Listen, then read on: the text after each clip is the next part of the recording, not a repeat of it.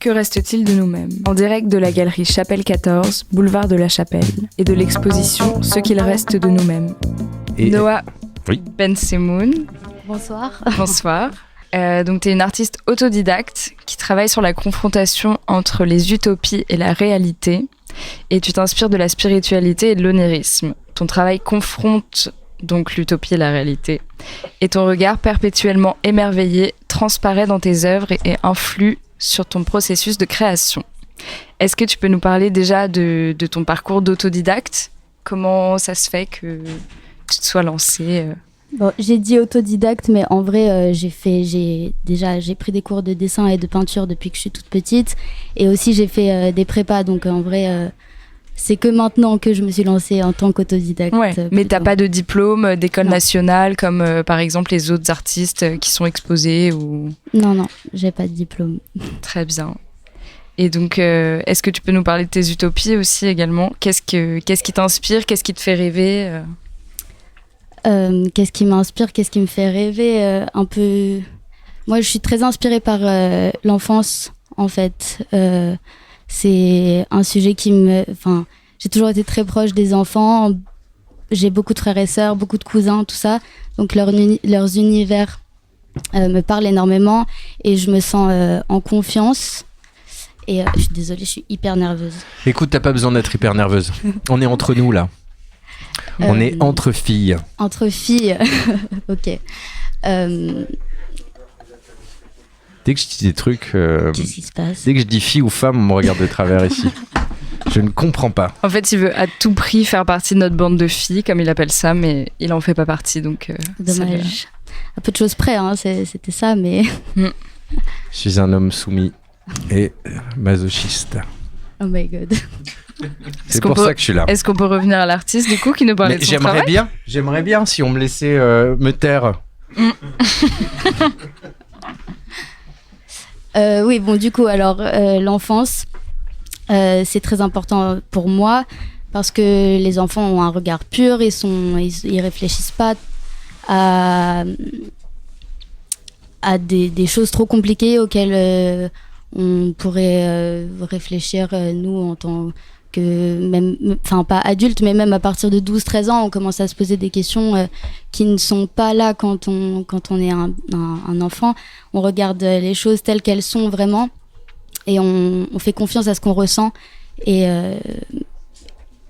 moi, je trouve que c'est important et c'est ça que j'essaye de garder dans ma vie d'adulte. Et c'est pas toujours facile de pas calculer, de pas agir en fonction des autres, mais plutôt en fonction de ce que moi je ressens, ce que j'ai envie de transmettre, ou si par exemple je sais pas, je me suis un peu perdue, mais le sentiment pur, les émotions pures, ça c'est très important pour moi. Qu'est-ce qui m'inspire d'autre aussi ? Les couleurs, c'est très important dans mon travail. J'aime y incorporer toutes sortes de couleurs. Je peins des paysages, par exemple de montagne, dans lesquels je vais mettre des couleurs complètement surréalistes. En vrai, je vais faire des montagnes roses dans un ciel jaune, et c'est un peu en ça que c'est ça que je veux dire quand je parle de rêve. C'est plutôt dans la manière visuelle des choses. C'est des choses qui sont pas forcément cohérentes, même si... Ouais, je suis désolée, je me perds. Bah, t'avais presque fini ta phrase en plus, Ouais, c'est vraiment dommage de t'arrêter là. Alors, on était dans le surréalisme onirique, oui. Qui t'emporte visiblement, qui est une passion. C'est de rêver éveillé, le rêve diurne que tu plaques à la peinture sur des formats grands, petits, moyens, de type blanc. Ouais, c'est bien résumé. Ouais, voilà. Je sais pas quoi dire. Donc tu proposes une expérience de type narcotique aux gens, en gros. C'est la drogue, c'est toi, quoi. Ouais. Non, pas vraiment, quand même pas. J'irai pas jusque là. Mais oui, j'aime bien cette idée que les gens puissent s'évader quand ils regardent mes œuvres. Ils puissent.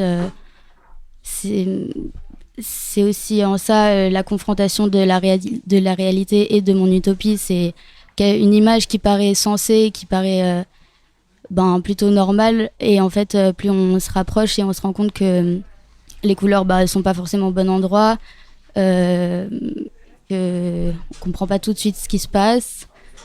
Et voilà, quoi, c'est des formes très arrondies, plutôt dans la douceur et dans la joie et la bonne humeur. C'est ça. Voilà. J'allais repartir dans la drogue, mais je pense que c'est pas la peine. Non. Moi, je vois de la drogue partout.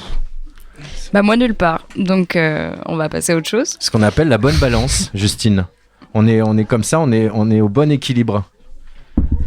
Parce que un peu c'est moche, trop c'est moche, mais la juste balance c'est bien. C'est bien, et d'un coup tu t'envoles en regardant les œuvres de Noah. Tu te dis ces petits êtres dans la forêt. Tu vois? Est-ce que tu peux nous parler de ces petits êtres dans la forêt? Oui, grave. Alors ils sont appelés comme ça parce qu'ils ont été...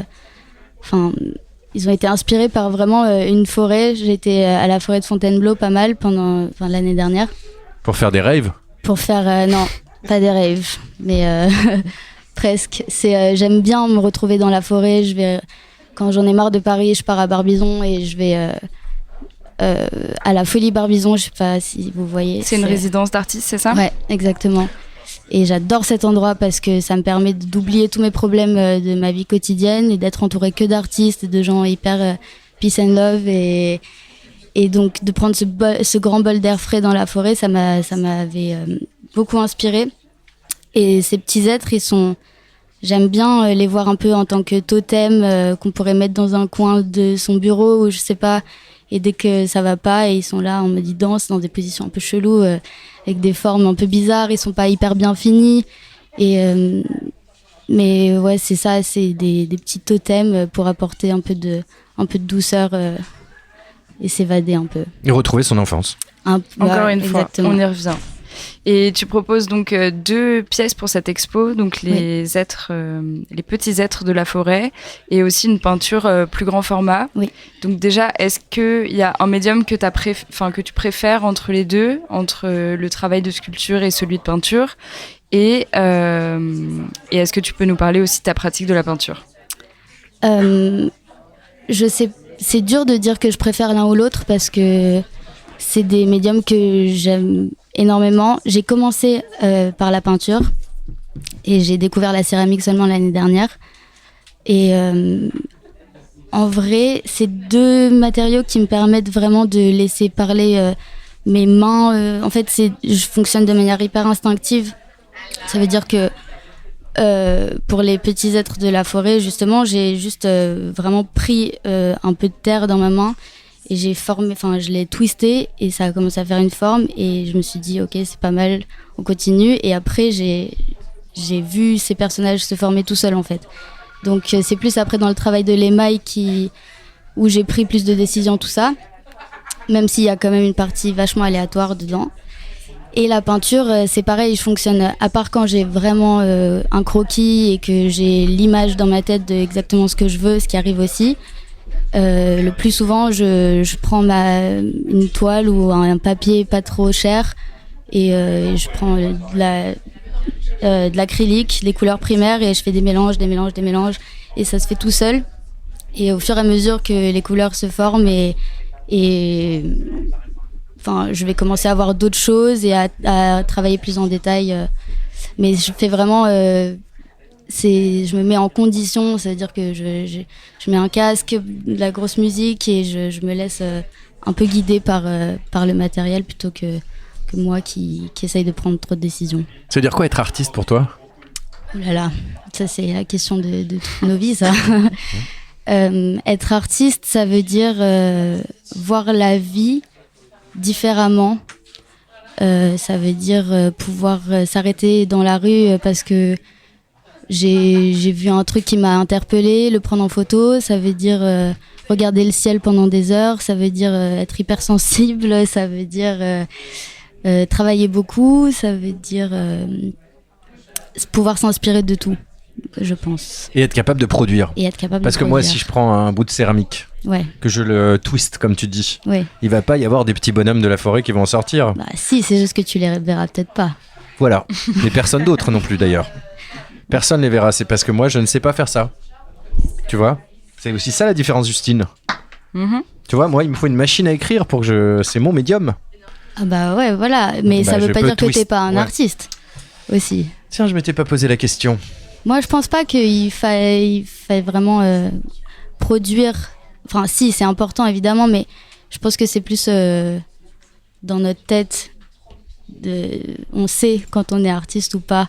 Même si moi, j'ai eu beaucoup de mal à accepter. C'était toute la question que je me suis posée l'année dernière. Est-ce que je suis légitime ? Est-ce que je peux vraiment vendre mes tableaux ? Est-ce que je peux vivre de ça ?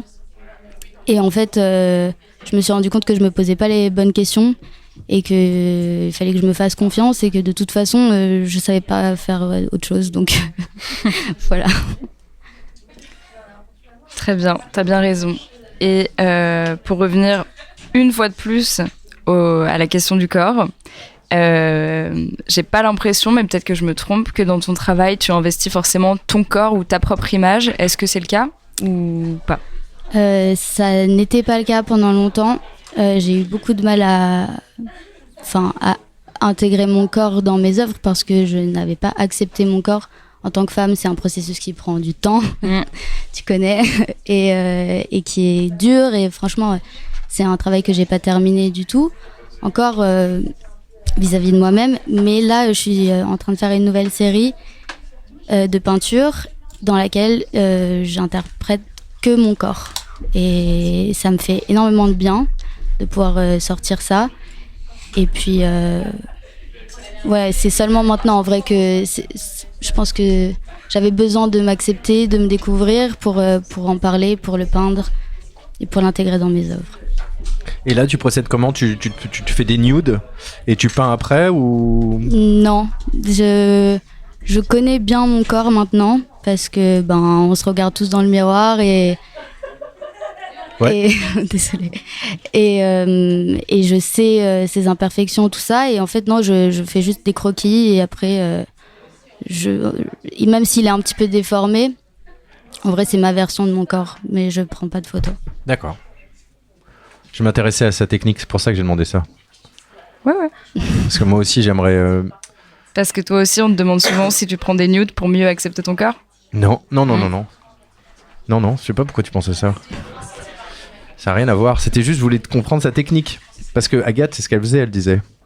Qu'elle prenait des photos et après elle peignait. Agathe, elle nous parlait des collages qu'elle faisait tu pour vois construire ses toiles. Et tout ça est cohérent. C'est aussi ça, Chapelle 14. Mm-hmm. On reviendra à la nudité plus tard. Ok. Si ça vous va. Ça te va ? Ouais, ça me va, moi. Ça va. Moi, tu sais que je peux être nu très vite. Hein. Ouh là là. Je crois que c'est le moment de retourner au fumoir. Il n'y a pas du monde qui se balade dans l'expo là, à qui on pourrait aller poser les questions. Mais si, c'est ton tour d'ailleurs. Je vais y aller. Que reste-t-il de nous-mêmes ? Avec nous, rencontrer les artistes et participer à la conversation. Que reste-t-il de nous-mêmes ?